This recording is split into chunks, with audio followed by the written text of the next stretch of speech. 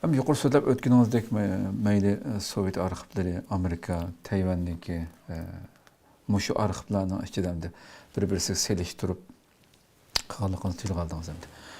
Muşu arxivlarının içidem mesela oxşaş bir vaqaga farqlıq bir-biriga zid bo'lgan qarashlarni albatta uchratgan bo'lishimiz mumkin. Buni qanday bir taraf qildingiz? Masalan, o to'g'ri dedingiz. Masalan, misolga olsak 44-yildagi Sharqiy Turkiston Cumhuriyatini deylik, masalan, shunaqmi?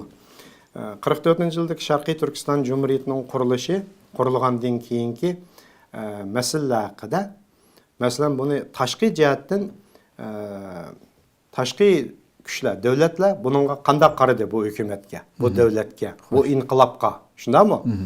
Shu vaqtda Gomindan Xitoy hukumati deydi, bu G'oljidagi bu bir top banditlarning harakati deb e'lon qilganda ular. Banditlarning harakati, G'olji banditlari, ili Rus banditlari, Sovet Rus banditlari, Qozoq banditlari degandek nomlar bilan atagan ular. Ular hech qachon Gomindan hukumati, ya'ni raqib davlat, o inqiloblarni bu bir inqilob, bu bir inqilob, mushadagi xalqning o'zini o'zi ozod qilish, o'zining mustaqil davlatini qurish, o'ziga o'zi ega bo'lish haqqoniy harakati deb qaramagan.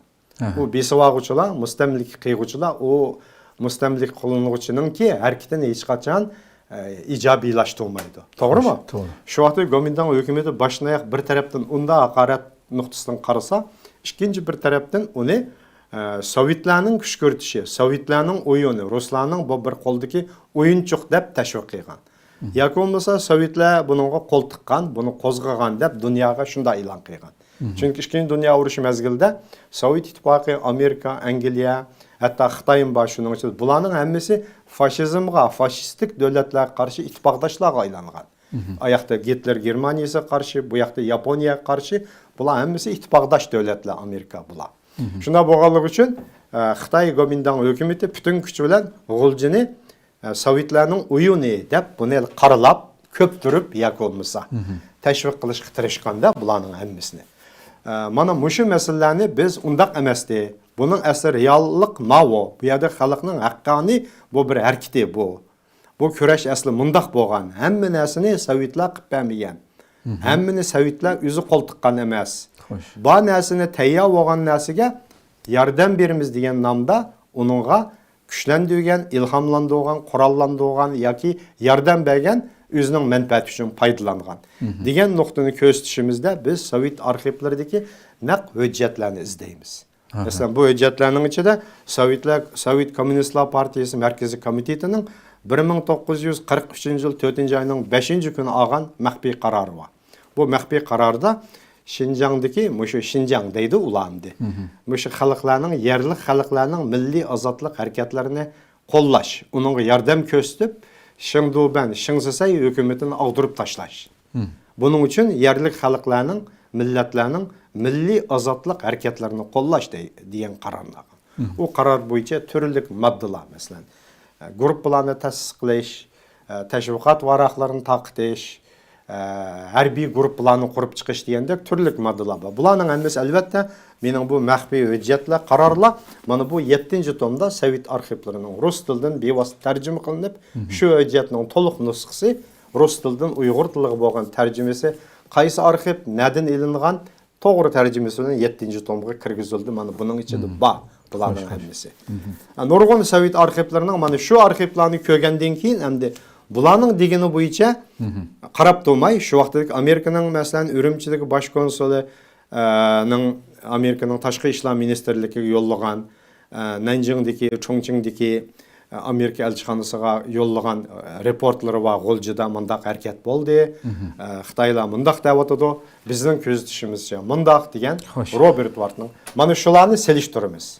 Anadan keyin ba'zi arxivlardagi ba'zi voqealarni bilishda qaysi chislada, qaysi kunda bo'lgan deganni yoritishda, masalan, bevosita Sovetlar o'zi aralashgan, o'zi Sovetning shu vaqtdagi vakillari ko'rib chiqib yo'llagan dokladda manchinchisilar bo'ldi deyilgan bo'lsa, ma keyingi bizning aslim yozuvchilar ko'pincha chislalarni esidan chiqarib qo'yib, aslimlarda chislalar xato bo'ladi anaqa.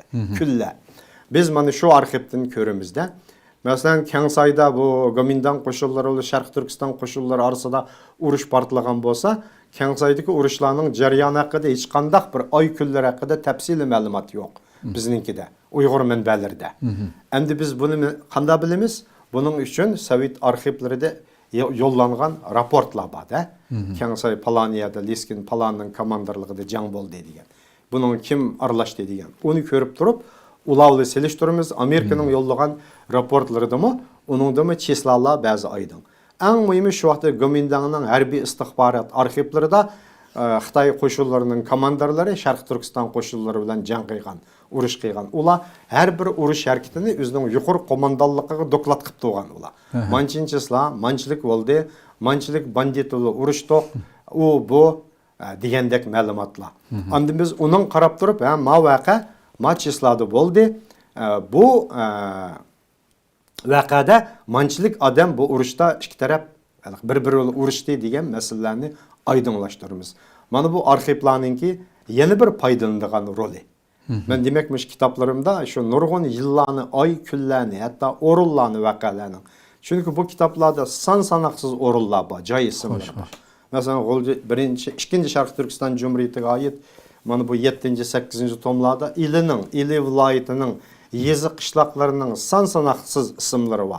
Tağ, daryolarning. Xo'sh. Ba'zi ismlar Xitoycha aytilgan, uning Uyg'urchasi nima, uni tep chiqish kerak. Mana bularning hammani to'g'ri bekitishda ana shu naq arxiv hujjatlar.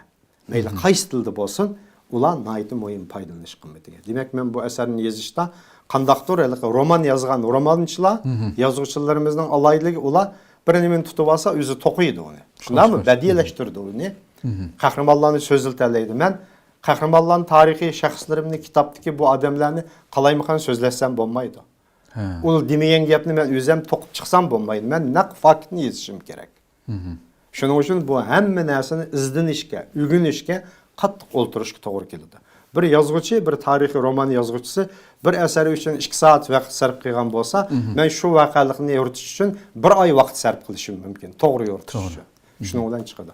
Tarixiy, ya'ni arxiv materiallarning roli shu. Endi uni yana ayrim so'zlasak bo'ladi albatta.